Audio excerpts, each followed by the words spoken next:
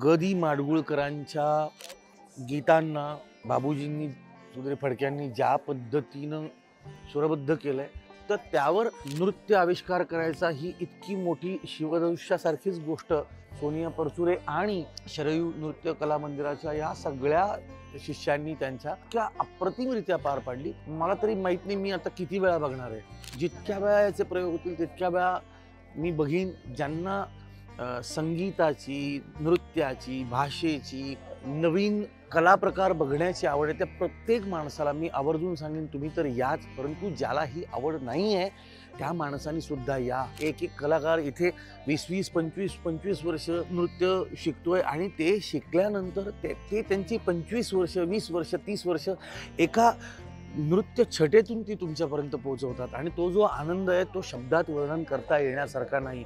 माझी सगळ्यांना कळकळीची विनंती आहे, केवळ आपण मराठी आहोत, आपल्याला हे आवडतं ते आवडतं, कला आवडते एवढं बोलून चालणार नाही। या अशा कला प्रकाराला, अशा या कार्यक्रमाला आपण आवर्जून वारंवार हजेरी लावणं हे आपलं कर्तव्य आहे।